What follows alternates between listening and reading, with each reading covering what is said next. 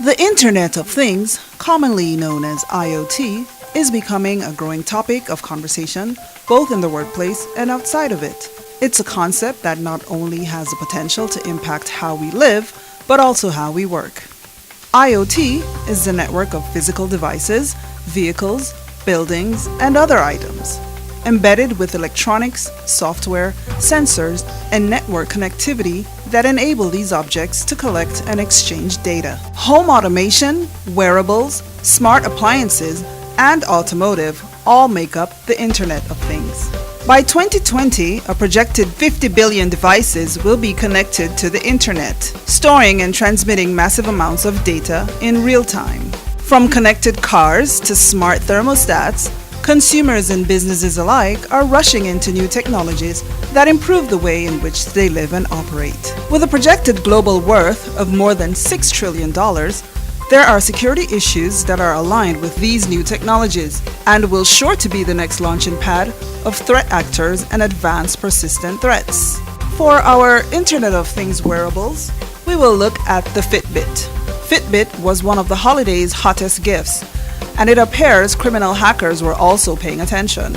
According to a report on BuzzFeed, some number of Fitbit accounts were discovered to have been compromised. Hackers were able to change the information on the account, thus preventing the real account holders from logging in.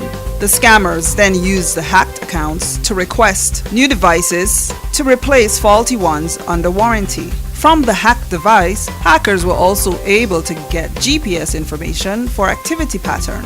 According to Fitbit officials, their investigation found that the accounts were accessed by an authorized party using previously stolen or compromised credentials, email addresses, and passwords from third-party sites unrelated to Fitbit. Though the hacks seem to be more for financial gain, one cannot ignore the potential harm that could exist. Fitbit itself is taking slow, necessary steps to ensure the privacy of their users. At this time, Fitbit only requires a standard username and password combination. They are, however, working to introduce secondary authentication.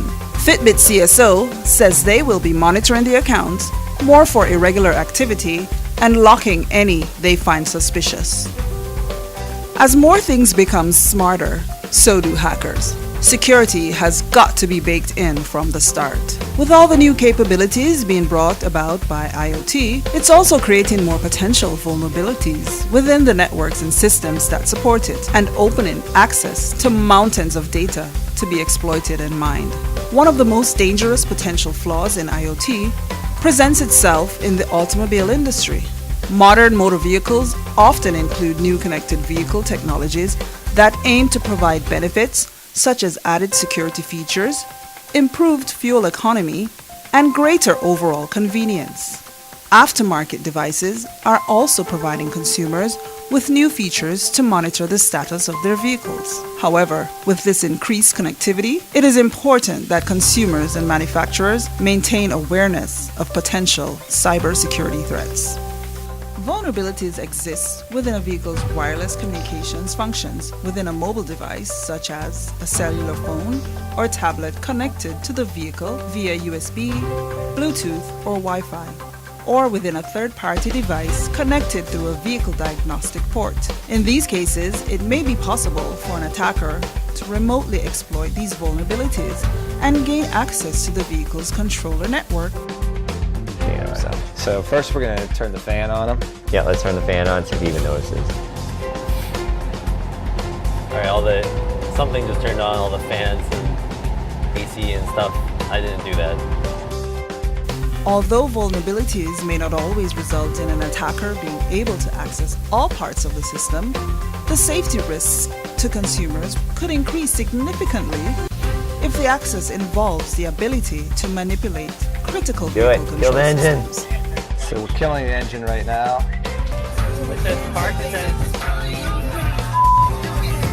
actually can't accelerate. I stomped on the gas, but the Jeep slowed to a crawl. It says 43 miles an hour, but I'm not going that fast. I turned on my hazard lights, but I was still stuck in the right lane with no shoulder to escape onto. Researchers have developed exploits targeting the active cellular wireless and optionally user-enabled Wi-Fi hotspot communication functions.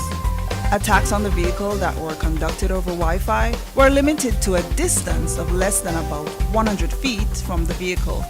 However, an attacker making a cellular connection to the vehicle's cellular carrier from anywhere on the carrier's nationwide network could communicate with and perform exploits on the vehicle via an Internet Protocol IP address. You guys basically brought this car to a standstill while I was driving on the highway, which I may never forgive you for. And that was just like an experiment. What do you think is the worst case scenario? We wanted to point out, to show that this attack has serious consequences for this vehicle, and so we did, attack you. But we did it in as safe ways we could, so we didn't want you to get hurt, obviously. That's why we're working, is to make sure that we figure out vulnerabilities, weaknesses, get them fixed. The Nest Learning Thermostat, designed to help you save energy, it learns what temperature you like and builds a schedule.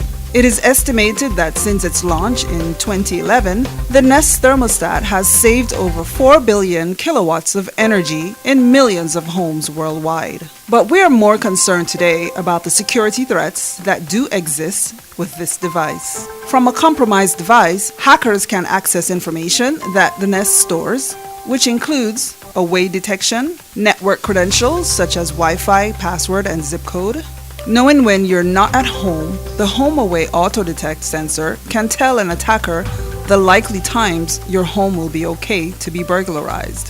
From the manufacturer's point of view, for this hack to happen, the attacker has to first get physical access to the device, which drastically reduces the likelihood of this hack ever taken place in the real world. But if we consider this scenario, if someone buys a used Nest off of Craigslist or eBay, the hacker could input code that pings back to a computer to inform them when the device is online.